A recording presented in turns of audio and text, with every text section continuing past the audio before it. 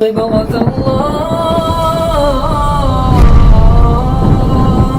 ومن أحسن من الله صبغة ونحن له عابدون. بسم اللہ الرحمن الرحیم نحمدہ ونصلی علی رسولہ الکریم. آج ہم واقع معراج کو قدرے تفصیل سے ذکر کریں گے. ایک مرتبہ حضور نبی کریم صلی اللہ علیہ وسلم حضرت ام ہانی رضی اللہ عنہ کے ہاں آرام فرما رہے تھے. ابھی آپ نیم خوابی کی حالت میں تھے کہ چھت پھٹی اور حضرت جبریل علیہ السلام اور ان کے ساتھ دیگر فرشتے بھی تھے تشریف لائے اور آپ علیہ السلام ان کے ہمراہ حطیم میں تشریف لے گئے. حطیم بیت اللہ کے ساتھ ایک حصہ ہے جہاں ایسے گولائی میں ایک چھوٹی سی دیوار بنی ہوئی ہے. یہ اصل میں بیت اللہ کے اندر کا حصہ ہے، لیکن جب قریش اس کی تعمیر کر رہے تھے تو ان کے پاس پیسے تھوڑے تھے، یہ حصہ باہر رہ گیا.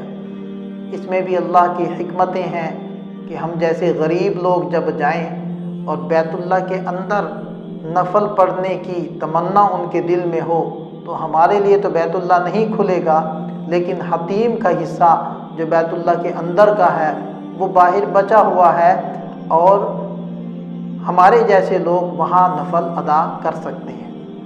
آپ علیہ السلام حطیم میں لیٹ گئے اور پھر سو گئے، یہاں تک کہ حضرت جبریل علیہ السلام اور میکائیل علیہ السلام نے آ کر آپ علیہ السلام کو بیدار کیا اور اپنے ساتھ بیر زمزم کے پاس لے آئے. آپ علیہ السلام کو لیٹایا اور ایسے ہاتھ مارا، سینہ مبارک کھل گیا. جبریل علیہ السلام نے نبی پاک صلی اللہ علیہ وسلم کا قلب اطہر باہر نکالا اور اس کو کاٹا اور ایک تشت لایا گیا سونے کا جس میں نور اور حکمت اور ایمان بھی تھا اور جس میں زمزم کا پانی بھی تھا. اس زمزم کے پانی سے قلب اطہر کو دھویا گیا اور اس میں ایمان کا اور حکمت کا نور بھر کر اس کو جوڑ دیا گیا اور دوبارہ سینے اقدس میں رکھ کر سینے کو جوڑ دیا گیا اور سینہ جیسے پہلے بے نشان تھا اسی طرح بے نشان ہو کر مل گیا. اور آپ علیہ السلام کے کندھوں کے بیچ میں مہر نبوت لگا دی گئی جو ظاہری اور حسی طور پر نبی پاک صلی اللہ علیہ وسلم کے نبی آخر الزمان ہونے کی ایک دلیل تھی اور علامت تھی. پھر براق لایا گیا جو ایک جنتی جانور تھا، سفید رنگ کا، خچر سے چھوٹا اور گدھے سے کچھ بڑا. آپ علیہ السلام اس پر سوار ہوئے. وہ تھوڑا سا شوخی کرنے لگا تو حضرت جبریل علیہ السلام نے کہا کہ اے براق تو شوخی کرتا ہے، حالانکہ تجھ پر محمد صلی اللہ علیہ وسلم سے زیادہ مکرم اور محترم کوئی ہستی سوار نہیں ہوئی. یہ سن کر وہ پسینہ پسینہ ہو گیا اور اس شان سے وہاں سے روانہ ہوئے کہ آپ علیہ السلام براق پر تشریف فرما ہے، جبریل اور میکائیل علیہ السلام ہم رکاب. ایک روایت میں یہ بھی آتا ہے کہ حضرت جبریل علیہ السلام براق پر آپ علیہ السلام کے ردیف بنے، یعنی براق پر آپ علیہ السلام کے پیچھے سوار ہوئے.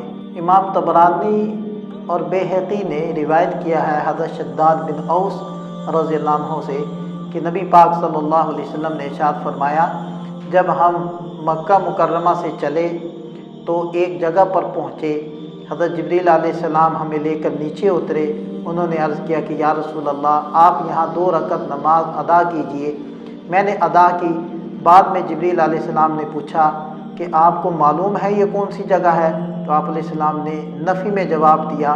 تو انہوں نے عرض کیا کہ یہ یثرب یعنی مدینہ ہے جہاں آپ ہجرت فرمائیں گے.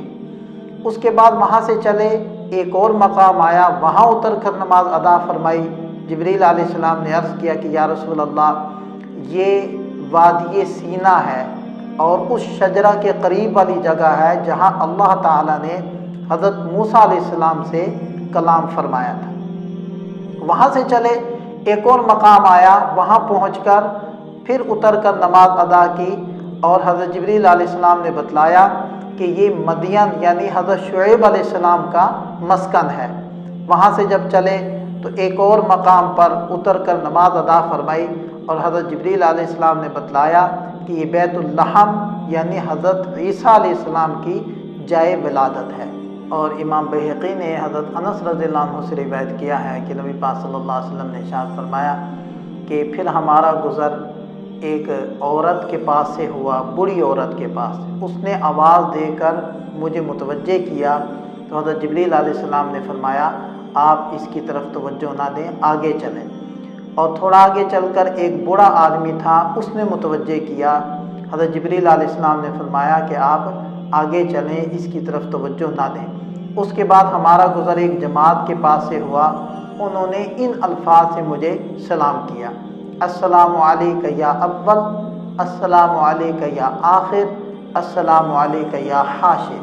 حضرت جبریل علیہ السلام نے کہا کہ آپ ان کو جواب دیجئے، اور پھر بعد میں ارشاد فرمایا کہ وہ جو بوڑھی عورت تھی وہ دنیا تھی، اور دنیا کی عمر اسی طرح تھوڑی سی رہ گئی ہے جیسے کہ ایک بوڑھی عورت کی بہت تھوڑی سی زندگی رہ جاتی ہے۔ اور وہ جو بوڑھا تھا وہ اصل میں شیطان تھا جو آپ کو اپنی طرف متوجہ کرنا چاہتا تھا، اور وہ جو جماعت تھی وہ حضرت ابراہیم علیہ السلام، حضرت موسیٰ علیہ السلام اور حضرت عیسیٰ علیہ السلام تھے۔ اور امام مسلم رحمہ اللہ نے حضرت انس رضی اللہ عنہ سے روایت کیا ہے کہ نبی پاک صلی اللہ علیہ وسلم نے ارشاد فرمایا کہ ہم اس رات حضرت موسیٰ علیہ السلام کی قبر کے پاس سے گزرے تو میں نے دیکھا کہ حضرت موسیٰ علیہ السلام اپنی قبر میں کھڑے نماز ادا کر رہے ہیں۔ بخاری اور مسلم کی ایک روایت ہے جو حضرت عبداللہ ابن عباس رضی اللہ عنہما سے انہوں نے روایت کیا ہے کہ آپ علیہ السلام نے ارشاد فرمایا کہ میں نے معراج کی رات حضرت موسیٰ علیہ السلام کو دیکھا، دجال کو دیکھا اور جہنم کے داروغے کو دیکھا۔ اور امام ابو داؤد رحمہ اللہ نے ایک روایت ذکر کی ہے کہ نبی پاک صلی اللہ علیہ وسلم نے ارشاد فرمایا کہ ہم ایک ایسی قوم کے اوپر سے گزرے کہ جن کے ناخن تانبے کے تھے اور وہ اپنے سینوں کو چھیل رہے تھے، زخمی کر رہے تھے ان ناخنوں کے ذریعے سے۔ تو میں نے جبریل علیہ السلام سے پوچھا کہ یہ کون لوگ ہیں؟ تو انہوں نے بتلایا کہ یہ وہ لوگ ہیں جو دنیا کے اندر دوسروں کی غیبتیں کرتے ہیں اور ان کی عزتوں سے کھیلتے ہیں، یہ ان لوگوں کی سزا ہے۔ پھر آپ علیہ السلام نے فرمایا کہ ہمارا گزر ایک ایسے شخص کے اوپر سے ہوا کہ جو ایک نہر میں تیر رہا ہے اور اس میں جو پڑے ہوئے پتھر ہیں ان کو کھا رہا ہے۔ ظاہری بات ہے پتھروں کو کھانا تو آسان نہیں ہے۔ تو آپ علیہ السلام نے پوچھا تو حضرت جبریل علیہ السلام نے عرض کیا کہ یہ سود خور ہے۔ پھر آپ علیہ السلام نے فرمایا کہ ہم کچھ ایسے لوگوں کے پاس سے گزرے کہ جو بیج ڈالتے ہیں، کھیتی پک کر تیار ہو جاتی ہے، وہ اس کو کاٹ لیتے ہیں، پھر سے کھیتی ویسی ہی ہو جاتی ہے۔ آپ علیہ السلام نے پوچھا یہ کیا ماجرا ہے؟ جبریل علیہ السلام نے عرض کیا کہ یا رسول اللہ، یہ وہ لوگ ہیں جو اللہ کے راستے میں جہاد کرتے تھے، اللہ کے راستے میں خرچ کرتے تھے، ان کو اللہ تعالیٰ نے ایک کے بدلے میں 700 گنا دیا ہے، اور جو ان کا اصل مال تھا وہ جوں کا توں رہتا ہے۔ یہ ان کی مثال آپ کو دکھائی جا رہی ہے۔ پھر آپ علیہ السلام نے فرمایا کہ ہم کچھ ایسے لوگوں کے پاس سے گزرے جن کے سر بڑے بڑے پتھروں سے کچل دیے جاتے اور فرشتے پتھر اٹھانے جاتے تو ان کے سر ویسے ہی ہو جاتے۔ تو میں نے پوچھا کہ یہ کون لوگ ہیں؟ تو جبریل علیہ السلام نے بتلایا کہ یہ وہ لوگ ہیں جو فرض نمازوں میں سستی کیا کرتے تھے۔ پھر آپ علیہ السلام نے فرمایا کہ ہمارا گزر ایک ایسی قوم پر سے ہوا کہ جن کی شرمگاہوں پر چیتھڑے لٹکے ہوئے تھے اور وہ اونٹ اور بیل کی طرح چر رہے تھے، اور جہنم کے جو کانٹے دار درخت ہیں، زقوم اور زریع اور جہنم کے پتھر، وہ کھا رہے ہیں۔ تو میں نے پوچھا تو جبریل علیہ السلام نے بتلایا کہ یہ وہ لوگ ہیں جو اپنے اموال کی زکوٰۃ نہیں ادا کیا کرتے تھے۔ اور آپ علیہ السلام نے فرمایا کہ ہمارا گزر ایک ایسے شخص کے اوپر سے ہوا کہ جس کے پاس دیگچی میں ایک خوش ذائقہ پکا ہوا گوشت موجود تھا، اور پاس میں ایک گندا بدبودار غلیظ گوشت بھی پڑا تھا۔ وہ خوشبودار پکا ہوا گوشت چھوڑ کر بدبودار سڑا ہوا گوشت کھا رہا تھا۔ تو میں نے پوچھا تو جبریل علیہ السلام نے بتلایا کہ یہ وہ آپ کی امت کا شخص ہے جس کے پاس حلال طیب بیوی موجود ہے اور پھر بھی وہ بدکار عورتوں کی طرف رخ کرتا ہے، یا یہ وہ عورت ہے جس کے پاس اس کا خامن موجود ہے پھر بھی وہ بدکار مردوں کی طرف متوجہ ہوتی ہے۔ پھر فرمایا کہ ہمارا ایک ایسی لکڑی کے پاس سے گزر ہوا کہ جو بھی شخص اس کے پاس سے گزرتا ہے وہ لکڑی اس کے کپڑوں میں اڑ کر اس کے کپڑوں کو پھاڑ دیتی ہے۔ تو جبریل علیہ السلام نے بتلایا کہ یہ آپ کی امت کے ان لوگوں کی مثال ہے کہ جو راہوں میں چھپ کر بیٹھتے ہیں، ڈاکہ زنی کرتے ہیں، لوگوں کو لوٹتے ہیں، ان کی مثال ایسے ہی ہے جیسے کہ یہ لکڑی۔ پھر فرمایا کہ ایک ایسے شخص کو دیکھا جس نے سر پر لکڑیوں کے ایک بھاری گٹھڑ اٹھایا ہوا ہے، جس کو اٹھانے کی اس کے اندر طاقت نہیں ہے، لیکن وہ اور لکڑیاں اٹھا کر اس گٹھڑ میں اضافہ کر رہا ہے۔ تو میں نے پوچھا تو جبریل علیہ السلام نے بتلایا کہ یہ آپ کی امت کا وہ شخص ہے جس کے اوپر امانتوں کا اور دیگر لوگوں کے حقوق کا بھاری بوجھ ہے، اور وہ ان کو ادا کرنے کی سکت نہیں رکھتا اور مزید اپنے اس بوجھ کے اندر اضافہ کرتا چلا جا رہا ہے۔ پھر فرمایا کہ ہمارا گزر کچھ ایسے لوگوں کے پاس سے ہوا کہ جن کے منہ فرشتے قینچیوں کے ذریعے سے کاٹتے ہیں، اور جب کاٹ کے فارغ ہوتے ہیں تو وہ تندرست ہو جاتے ہیں، اور دوبارہ ان کے ساتھ یہی معاملہ پیش آتا ہے۔ آپ علیہ السلام کے پوچھنے پر حضرت جبریل علیہ السلام نے بتلایا کہ یہ آپ کی امت کے وہ خطباء ہیں جو لوگوں کو تو نصیحت کرتے ہیں اور خود اس کے اوپر عمل نہیں کرتے۔ اس کے بعد آپ علیہ السلام نے فرمایا کہ میرا ایک ایسی جگہ سے گزر ہوا جہاں سے مجھے خوشبو محسوس ہوئی۔ جبریل علیہ السلام نے بتلایا کہ یہ جنت ہے، اور پھر ایک ایسی جگہ سے گزر ہوا جہاں سے بدبو محسوس ہوئی۔ جبریل علیہ السلام نے بتلایا کہ یہ جہنم ہے، اور یہ تمام واقعات عروج سما یعنی مسجد اقصی پہنچنے اور آسمان کی طرف جانے سے پہلے کے واقعات ہیں۔ اس شان کے ساتھ حضور پر نور صلی اللہ علیہ وسلم مسجد اقصی پہنچے اور وہاں 2 رکعت نماز ادا فرمائی، اور جب وہاں سے باہر نکلے تو آپ علیہ السلام کے سامنے 3 پیالے کیے گئے، ایک میں پانی تھا، دوسرے میں شراب تھی، اور تیسرے میں دودھ تھا۔ تو آپ علیہ السلام نے دودھ والے پیالے کا انتخاب کیا۔ حضرت جبریل علیہ السلام نے عرض کیا کہ یا رسول اللہ، اگر آپ شراب والے پیالے کا انتخاب کرتے آپ کی امت گمراہ ہو جاتی، اور اگر آپ پانی والے پیالے کا انتخاب کرتے تو آپ کی امت ڈوب جاتی۔ اور ایک اور روایت میں آتا ہے کہ شہد بھی پیش کیا گیا۔ تو اگر ساری روایات کو جمع کیا جائے تو یہ کہا جا سکتا ہے کہ 4 پیالے پیش کیے گئے، اور آپ علیہ السلام نے دودھ بھی پیا اور شہد بھی پیا۔ جب بیت المقدس میں نماز سے فارغ ہوئے تو حضرت جبریل علیہ السلام اور دیگر ملائکہ مکرمین کی معیت میں نبی پاک صلی اللہ علیہ وسلم باہر تشریف لائے، اور آسمان سے ایک سیڑھی لگا دی گئی۔ بعض روایات میں آتا ہے کہ وہ زمرد اور زبرجد کی سیڑھی تھی، اور آپ علیہ السلام اس شان سے اس کے اوپر چڑھنا شروع ہوئے کہ اس کے دائیں اور بائیں فرشتے استقبال کے لیے یا یوں کہنے کے پروٹوکول دینے کے لیے کھڑے ہوئے۔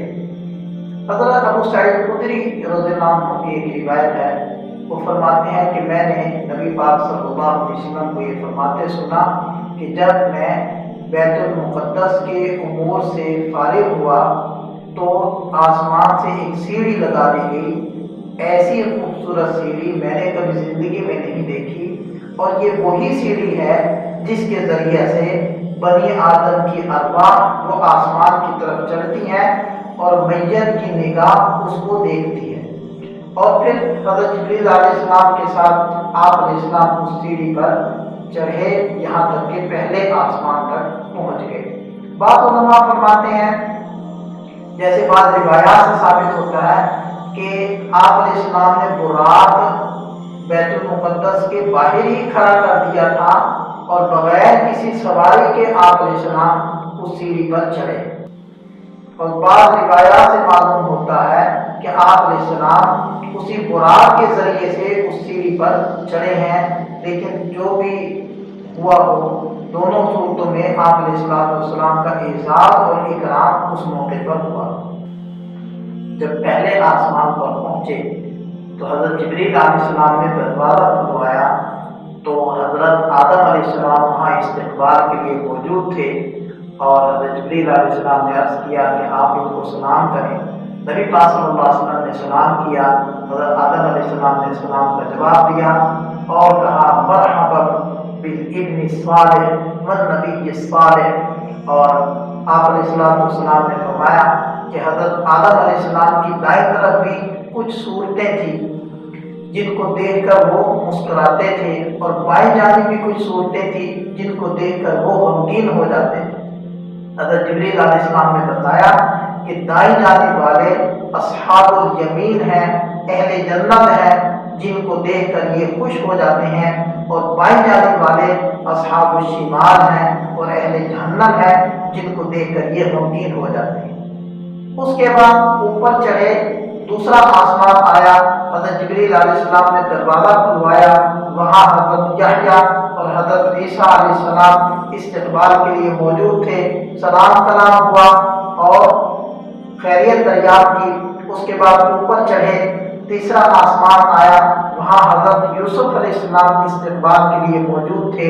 حضور نبی کریم صلی اللہ علیہ وسلم نے ارشاد فرمایا کہ حضرت یوسف علیہ السلام کو حسن کا ایک بڑا حصہ دیا گیا۔ اس کے بعد چوتھے آسمان پر تشریف لے گئے، جہاں حضرت ادریس علیہ السلام استقبال کے لیے کھڑے تھے۔ اس کے بعد پانچواں آسمان آیا، جہاں حضرت ہارون علیہ السلام سے ملاقات ہوئی۔ اس کے بعد چھٹے آسمان پر تشریف لے گئے، جہاں حضرت موسیٰ علیہ السلام استقبال کے لیے کھڑے تھے۔ اس کے بعد ساتواں آسمان آیا، جہاں حضرت ابراہیم علیہ السلام سے ملاقات ہوئی۔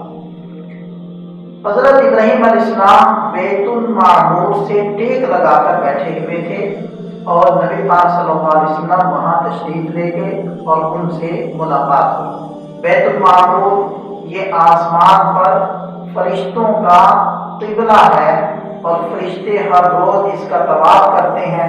70,000 فرشتے طواف کرتے ہیں، اور جو ایک بار طواف کر لے قیامت تک پھر اس کی باری نہیں آتی، اور یہ بالکل بیت اللہ کی محاذات میں ہے کہ اگر گرے تو سیدھا بیت اللہ پر گرے۔ اس کے بعد اور اوپر گئے، یہ مقام تھا سدرۃ المنتہا۔ سدرہ کہتے ہیں بیری کے درخت، تو اس کی حقیقت کیا ہے اللہ ہی بہتر جانتے ہیں، لیکن منتہا اس کو اس لیے کہتے ہیں کہ زمین سے جتنے اعمال اوپر جاتے ہیں پہلے وہاں ٹھہرتے ہیں، رکتے ہیں، اور وہاں سے اوپر اٹھائے جاتے ہیں، اور ملائے اعلیٰ سے جب کوئی حکم اترتا ہے تو اس سدرۃ المنتہا پر رکتا ہے اور وہاں سے نیچے اتارا جاتا ہے۔ اور وہاں آپ علیہ السلام نے حضرت جبریل علیہ السلام کو ان کی اصلی شکل و صورت میں دیکھا، اور سونے کے اور مختلف رنگوں کے پروانے دیکھے، اور عجیب و غریب وہاں روشنیاں اور عجیب و غریب مناظر کا مشاہدہ کیا۔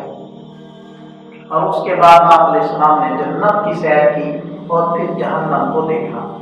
صحیحین کی ایک روایت میں ہے کہ حضور نبی کریم صلی اللہ علیہ وسلم نے ارشاد فرمایا جب میں سدرۃ المنتہا پر پہنچا تو میں نے وہاں عجیب و غریب روشنیاں دیکھی، اور مجھے معلوم نہیں کہ وہ روشنیاں کیا تھی۔ اس کے بعد میں نے جنت کی سیر کی، اور میں نے جنت میں گنبد دیکھے جو موتیوں کے تھے، اور جنت کی مٹی مشک کی تھی۔ اس کے بعد اور عروج ہوا اور بلندی کی طرف تشریف لے گئے، اور ایسا مقام آیا کہ جہاں آپ علیہ السلام نے قضاء اور تقدیر لکھنے والے قلموں کی آواز کو سنا۔ یہ ہے صریف الاقلام جس مقام کو کہا جاتا ہے۔ یہاں سے پھر اور بلند ہوئے، یہاں تک کہ اللہ تعالیٰ کے بارگاہ عالیہ میں حاضری کا وقت آ گیا تو آسمان سے ایک مخملی سبز رنگ کی مسند اتاری گئی، ایک سبز رنگ کی پالکی اتاری گئی۔ نبی پاک صلی اللہ علیہ وسلم اس میں تشریف فرما ہوئے، اور پھر وہ بلند ہوئی اور اللہ کے دربار میں سرکار دو عالم صلی اللہ علیہ وسلم حاضر ہو گئے۔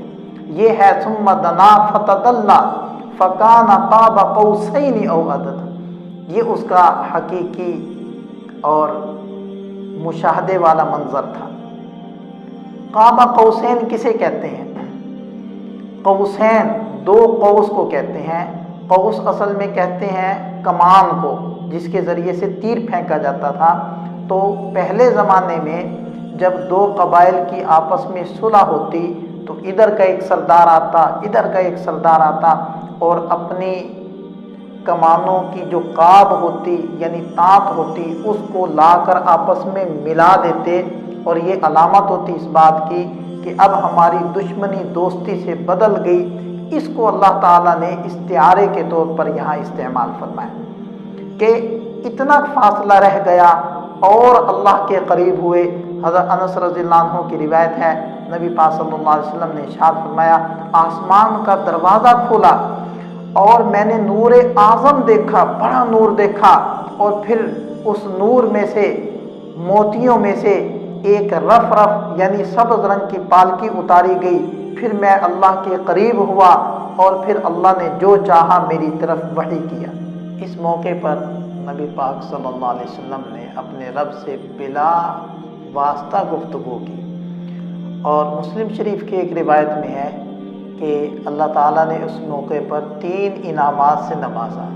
ایک تو 50 نمازیں عطا فرمائی، دوسرا سورہ بقرہ کی آخری آیات وہ عطا فرمائی جن کو خواتیم بقرہ کہا جاتا ہے، اور تیسرے نمبر پر اللہ تعالیٰ نے یہ انعام دیا کہ آپ کی امت کا وہ شخص جو شرک کا مرتکب نہ ہو لیکن کبائر کا مرتکب ہو، تو فرمایا کہ میں اس کو بھی اپنی رحمت سے معاف کر دوں گا، یا تو انبیاء کرام کی سفارش کی وجہ سے، یا ملائکہ مکرمین کی سفارش کی وجہ سے، یا اللہ تعالیٰ خود سے ہی مہربانی فرما کر اس کو معاف فرما دیں گے۔ حضرت ابو ہریرہ رضی اللہ عنہ کی ایک طویل روایت ہے کہ اللہ جل شانہ نے نبی پاک صلی اللہ علیہ وسلم کو خطاب کر کے ارشاد فرمایا کہ میں نے آپ کو اپنا حبیب اور اپنا خلیل بنایا، اور آپ کے سینے کو کھول دیا، اور آپ کے کندھوں سے بوجھ کو اتار دیا، اور تمام انسانیت کی طرف آپ کو بشیر اور نذیر بنا کر بھیجا، اور آپ کا ذکر بلند کیا، جس کی صورت یہ ہوگی اللہ اذکر الا ذکرت معیا، کہ میرے حبیب جہاں میرا تذکرہ ہوگا وہاں تیرا تذکرہ بھی ہوگا۔ اذان ہوگی، اگر اللہ کا تذکرہ ہے اللہ کے حبیب کا بھی تذکرہ ہے۔ اقامت ہے، اللہ کا تذکرہ ہے اللہ کے حبیب کا بھی تذکرہ ہے۔ نماز ہے، اللہ کا تذکرہ ہے اللہ کے حبیب کا بھی تذکرہ ہے۔ یہاں تک کہ اگر کوئی دار اسلام میں داخل ہونا چاہے، اگر وہ اللہ کے نام کے ساتھ اللہ کے حبیب کا ذکر نہ جوڑے تو وہ دار اسلام میں داخل نہیں ہو سکتا۔ پھر فرمایا ہم نے آپ کی امت کو خیر امم فرمایا۔ پھر فرمایا ہم نے آپ کی امت کو خیر امم بنایا، اور امت متوسط بنایا، امت معتدل بنایا، امت عدل بنایا، اور فرمایا کہ یہ امت فضیلت کے اعتبار سے ہم نے اولین بنایا، اور ظہور کے اعتبار سے ان کو آخرین بنایا۔ اور فرمایا اے میرے حبیب، میں نے آپ کی امت میں ایسے لوگ پیدا کیے کہ جن کے سینوں کو میں نے انجیل بنا دیا، یعنی ان کے دلوں پر میں نے قرآن لکھ دیا، قرآن ان کے سینوں میں اتر جائے گا، اور وہ قرآن کو زبانی یاد کر کے اس کو پڑھیں گے۔ لہذا پیارے نبی صلی اللہ علیہ وسلم نے ارشاد فرمایا کہ جس نے قرآن یاد کیا اس نے علوم نبوت کو سینے میں سمیٹ لیا۔ اس کے اور نبی میں فرق یہ ہے کہ نبی کی طرف وحی بھیجی جاتی ہے اور اس کی طرف وحی نہیں بھیجی جاتی، اور آپ کو روحانی اعتبار سے اول الانبیاء بنایا، اور بعثت کے اعتبار سے آخر الانبیاء بنایا، اور آپ کو ایسی چیزیں عطا کی، یعنی سورہ فاتحہ عطا کی اور سورہ بقرہ کی آخری آیات عطا کی۔ اے میرے حبیب، میں نے یہ چیزیں کسی نبی کو عطا نہیں کی۔ حضرت علی کرم اللہ وجہہ فرماتے ہیں کہ بے وقوف ہے وہ انسان کہ جو رات کو سوتے ہوئے سورہ بقرہ کی آخری آیات نہ پڑھے۔ اور فرمایا کہ میں نے آپ کی امت کو 8 چیزیں عطا فرمائی: اسلام، جہاد، ہجرت، نماز، روزہ، صدقہ اور امر بالمعروف اور نہی عن المنکر، اور آپ کو میں نے نبی فاتح اور نبی خاتم بنایا۔ تو 50 نمازوں کا تحفہ لے کر سرکار دو عالم صلی اللہ علیہ وسلم تشریف لائے۔ راستے میں حضرت ابراہیم علیہ السلام سے ملاقات ہوئی، گفت و شنید ہوئی، انہوں نے کوئی بات ارشاد نہیں فرمائی۔ اس کے بعد حضرت موسیٰ علیہ السلام سے ملاقات ہوئی۔ حضرت موسیٰ علیہ السلام نے پوچھا کتنی نمازیں ملی؟ انہوں نے عرض کیا کہ مجھے 50 نمازیں ملی۔ حضرت موسیٰ علیہ السلام نے کہا آپ واپس جائیے، آپ کی امت کمزور ہے، 50 نمازیں نہیں پڑھ سکے گی، یہ بہت زیادہ ہے، اللہ سے کم کروائیے۔ نبی پاک صلی اللہ علیہ وسلم پھر خدمت اقدس میں حاضر ہوئے اور 5 نمازیں کم کر دی گئی۔ پھر حضرت موسیٰ علیہ السلام سے ملاقات ہوئی، پھر واپس تشریف لائے، یہاں تک کہ 5 نمازیں باقی رہ گئیں۔ اب حضرت موسیٰ علیہ السلام نے جب کہا کہ آپ جائیے، یہ بھی زیادہ ہے، تو نبی پاک صلی اللہ علیہ وسلم نے ارشاد فرمایا اب تو مجھے اللہ کے دربار میں جاتے ہوئے شرم آتی۔ اس میں اللہ کی حکمتیں ہیں کہ ابتداءً ہی 5 دینا مقصود تھا، لیکن پہلے 50 دی گئی، پھر آہستہ آہستہ کم کی گئی۔ جب نبی پاک صلی اللہ علیہ وسلم آگے بڑھے تو ایک آواز آئی کہ آپ کی امت پڑھے گی تو 5، لیکن ہم ان کو 50 نمازوں کا ثواب عطا فرمائیں۔ اس کے بعد زمین پر جب واپسی ہوئی تو اس موقع پر جیسے میں نے پہلے بھی عرض کیا تھا کہ اس میں اختلاف پایا جاتا ہے کہ معراج کے سفر سے پہلے بیت المقدس میں تمام انبیاء کرام اکٹھے ہوئے اور اس وقت نماز پڑھی گئی یا پھر واپسی پر پڑھی گئی۔ تو جمہور یہی فرماتے ہیں کہ واپسی پر تمام انبیاء کرام وہ رخصت کرنے کے لیے جب آپ علیہ السلام کے ساتھ بیت المقدس میں جمع ہوئے تو یہاں نماز ادا کی گئی اور پھر آپ علیہ السلام واپس روانہ ہوئے۔ جب مکہ مکرمہ میں پہنچے تو صبح کو آپ علیہ السلام نے ان تمام لوگوں کے سامنے اس واقعے کو بیان کیا تو مشرکین حیرت میں انہوں نے اپنے سروں پر ہاتھ رکھ لیا اور بعض مذاق اڑانے لگے، اور بعضوں نے کہا کہ جی آپ بتلائیں بیت المقدس کیسا تھا، کتنے دروازے تھے، کتنی کھڑکیاں تھیں۔ اللہ جل شانہ نے پردے ہٹائے، فاصلے سمیٹ دیے اور بیت المقدس نبی پاک صلی اللہ علیہ وسلم کے سامنے کر دیا۔ آپ علیہ السلام آنکھوں سے دیکھ رہے ہیں، ان کے سوالات کے جوابات دے رہے ہیں۔ پھر انہوں نے کہا اچھا کوئی راستے کا واقعہ بیان کیجئے۔ آپ علیہ السلام نے فرمایا میں نے ایک قافلہ دیکھا جن کا ایک اونٹ گم ہو گیا تھا، پھر وہ ان کو مل گیا اور وہ 3 دن کے بعد انشاءاللہ وہ قافلہ مکہ میں پہنچ جائے گا اور اس کیفیت میں پہنچے گا کہ ایک خاکستری رنگ کا اونٹ آگے آگے ہوگا جس پر 2 بورے لدے ہوئے ہوں گے، اور اسی طرح تیسرے دن وہ قافلہ مکہ مکرمہ میں داخل ہوا۔ ولید بن مغیرہ نے دیکھ کر کہا یہ تو جادو ہے، اور اس کی اتباع میں بقیہ مشرکین نے بھی کہا کہ یہ تو جادو ہے۔ بیہقی کی ایک روایت میں ہے کہ نبی پاک صلی اللہ علیہ وسلم نے فرمایا کہ بدھ کے دن تک وہ قافلہ پہنچ جائے گا۔ جب بدھ کا دن ہوا تو سورج غروب ہونے کے قریب ہو گیا، لیکن وہ قافلہ نہ پہنچا، تو نبی پاک صلی اللہ علیہ وسلم نے اللہ تعالیٰ سے دعا کی اور اللہ تعالیٰ نے سورج کو روک لیا یہاں تک کہ وہ قافلہ پہنچ گیا۔ ماننے والے تو پہلے ہی مان چکے تھے، لیکن جن کے آنکھوں پر کفر اور عناد کے چشمے لگے ہوئے تھے انہوں نے اس موقع پر بھی ماننے سے انکار کیا، اور مشرکین میں سے کچھ وہ حضرت صدیق اکبر رضی اللہ عنہ کے پاس گئے اور کہنے لگے کہ آپ کو معلوم ہے آپ کا دوست کیا کہتا ہے؟ وہ کہتا ہے کہ جی میں ایک ہی رات میں بیت المقدس گیا اور آسمانوں کی سیر کر کے آیا۔ حضرت ابو بکر رضی اللہ عنہ نے فرمایا کیا واقعاتاً انہوں نے یہ بات فرمائی ہے؟ انہوں نے کہا ہاں انہوں نے یہ بات کہی ہے۔ تو حضرت صدیق اکبر رضی اللہ عنہ نے فرمایا اگر حضرت محمد صلی اللہ علیہ وسلم نے یہ بات کہی ہے تو میں ان کی تصدیق کرتا ہوں اور میں ان پر ایمان لاتا ہوں، اس لیے کہ اس سے بڑی بات میں ان پر ایمان لا چکا ہوں کہ انہوں نے فرمایا کہ میری طرف آسمان سے خبریں آتی ہیں تو یہ تو معمولی چیز ہے۔ تو اس کے بعد ان کا لقب صدیق ہو گیا۔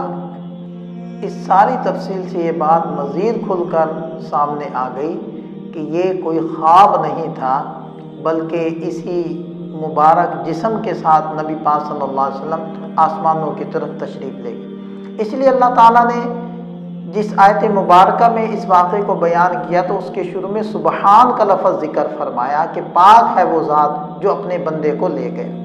پھر مشرکین نے، کفار نے مذاق کیوں اڑایا، جھٹلایا کیوں؟ اگر خواب کا ہی معاملہ ہوتا تو یہ تو خواب کوئی بھی دیکھ سکتا ہے۔ پھر دیکھیں کہ اللہ تعالیٰ نے اس آیت مبارکہ میں اسرا کا لفظ استعمال فرمایا۔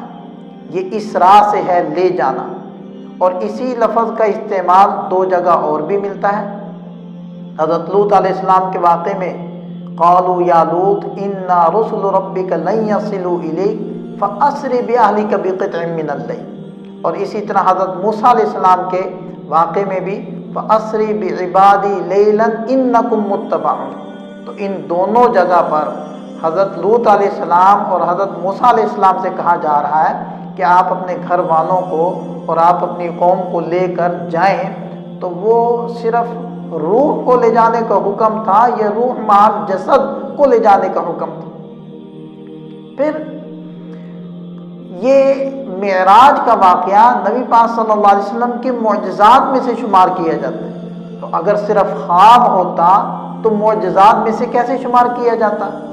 اور ہمارے نبی صلی اللہ علیہ وسلم کو جو دیگر انبیاء کرام پر فضیلت حاصل ہے وہ ان دو باتوں کی وجہ سے حاصل ہے، ایک معراج کی وجہ سے اور دوسری شفاعت کی وجہ سے۔ تو پھر سارے نبیوں پر جس عمل کی وجہ سے فضیلت مل رہی ہے وہ صرف خواب تو نہیں ہو سکتا۔ علماء کرام فرماتے ہیں اللہ تعالیٰ نے نبی پاک صلی اللہ علیہ وسلم کو یہ جو دو فضیلتیں عطا فرمائی ہیں، ایک معراج اور دوسری سفارش والی، یہ دونوں فضیلتیں آپ علیہ السلام کی تواضع کی برکت سے آپ علیہ السلام کو ملی ہیں۔ یعنی اللہ تعالیٰ کی طرف تواضع اختیار کی تو اللہ تعالیٰ نے معراج والی نعمت عطا فرمائی، اور مخلوق کے سامنے عاجزی اور تواضع اختیار کی تو اللہ تعالیٰ نے شفاعت والی نعمت عطا فرمائی۔ اور امام راضی رحمہ اللہ نے ایک روایت نقل کی ہے کہ جب اللہ جل شانہ نے پوچھا کہ میرے حبیب آپ کو سب سے اچھی صفت کون سی لگتی ہے، تو آپ علیہ السلام نے عرض کیا کہ عبدیت، یعنی آپ کا بندہ ہونا، یہ صفت اور یہ نام مجھے سب سے زیادہ پسند اور محبوب ہے۔ پھر مسجد حرام سے مسجد اقصیٰ تک کا سفر کروایا گیا، یعنی مسجد حرام سے ہی ڈائریکٹ آسمانوں کی طرف نہیں بلایا گیا۔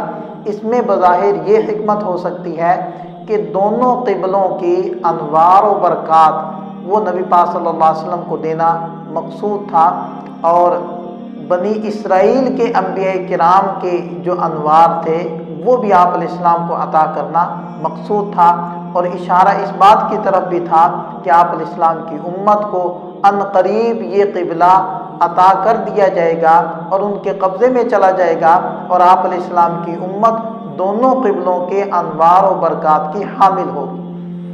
اور پھر تمام انبیاء کرام کی امامت آپ علیہ السلام سے کروائی گئی، اور حسن اور ظاہری طور پر یہ دکھلا دیا گیا کہ تمام انبیاء کرام کے امام اور قائد وہ سید الانبیاء حضرت محمد صلی اللہ علیہ وسلم ہیں۔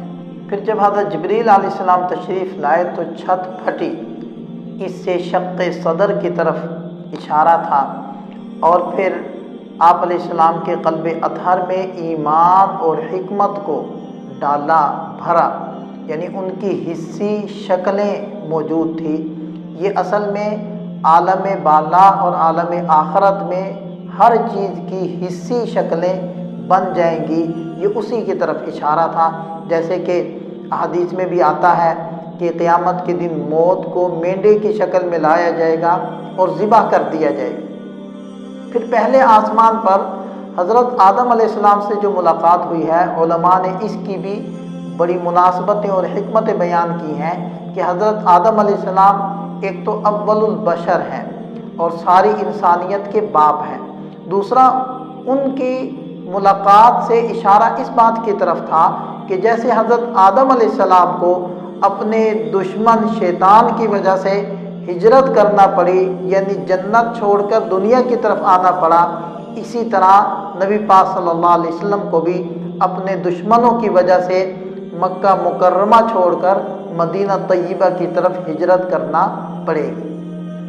دوسرے آسمان پر حضرت عیسیٰ اور حضرت یحییٰ علیہ السلام تھے، ان کی ملاقات میں کیا مناسبت تھی؟ نبی پاک صلی اللہ علیہ وسلم نے ارشاد فرمایا کہ حضرت عیسیٰ تمام لوگوں سے زیادہ میرے قریب ہیں، اس لیے کہ ان کے اور میرے درمیان کوئی اور نبی نہیں۔ اس کی طرف اسی مناسبت کی وجہ سے یہ ملاقات ہوئی۔ اور حضرت یحییٰ علیہ السلام حضرت عیسیٰ علیہ السلام کے خالہ زاد بھائی ہیں، اور ان کو یہود کی طرف سے کافی مشقتوں کا سامنا کرنا پڑا، تکالیف کا سامنا کرنا پڑا۔ ان کی ملاقات میں اشارہ اس بات کی طرف تھا کہ نبی پاک صلی اللہ علیہ وسلم کو بھی یہود بے بہبود کی طرف سے تکالیف کا اور مشقتوں کا سامنا کرنا پڑے گا، لہذا آپ علیہ السلام کے قتل کے بھی درپے رہے لیکن کامیاب نہ ہو سکے۔ پھر تیسرے آسمان پر حضرت یوسف علیہ السلام سے ملاقات ہوئی۔ ان کی ملاقات میں اشارہ اس بات کی طرف تھا کہ جیسے حضرت یوسف علیہ السلام نے اپنے بھائیوں کی طرف سے تکلیف دیکھی اور پھر آخر میں اپنے بھائیوں کو معاف کر دیا، اسی طرح آپ علیہ السلام بھی اپنے خاندان کے لوگوں سے، اپنے قریبیوں سے مشقت دیکھیں گے، بے وفائی دیکھیں گے، تکلیف دیکھیں گے، اور پھر بعد میں ان کو آپ علیہ السلام معاف بھی کر دیں گے۔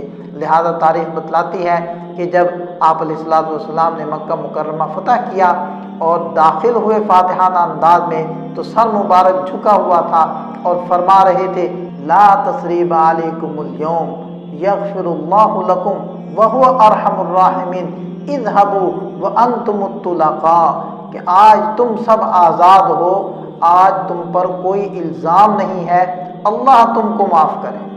اور یہ امت جب جنت میں داخل ہوگی تو ان کے چہرے حضرت یوسف علیہ السلام کے حسن سے منور ہوں گے۔ اس کے بعد حضرت ادریس علیہ السلام سے ملاقات ہوئی۔ اس کی مناسبت یہ تھی کہ نبی پاک صلی اللہ علیہ وسلم اپنے زمانے میں مختلف بادشاہوں کی طرف اپنے دعوت نامے ارسال فرمائیں گے، یعنی خط و کتابت کا سلسلہ جاری فرمائیں گے، اور خط و کتابت کی ابتدا حضرت ادریس علیہ السلام سے ہوتی ہے۔ اور حضرت ادریس علیہ السلام کے بارے میں قرآن کریم نے فرمایا وَرَفَعْنَاهُ مَكَانًا عَلِيًّا، ہم نے ان کو بلند مرتبہ عطا فرمایا۔ تو نبی پاک صلی اللہ علیہ وسلم کو بھی چونکہ بلند مرتبہ ملنا تھا تو اس ملاقات سے اسی کی طرف اشارہ تھا۔ اس کے بعد حضرت ہارون علیہ السلام سے ملاقات ہوئی۔ اس میں اشارہ تھا کہ جیسے بنی اسرائیلیوں نے حضرت ہارون علیہ السلام کی بات نہ مان کر بچھڑے کی عبادت کی اور اس گناہ کی پاداش میں ان کو قتل کیا گیا، اسی طرح جب مشرکین مکہ آپ علیہ السلام کی بات نہ مان کر نافرمانی کریں گے تو بدر کے موقع پر انہیں بھی قتل کیا جائے گا۔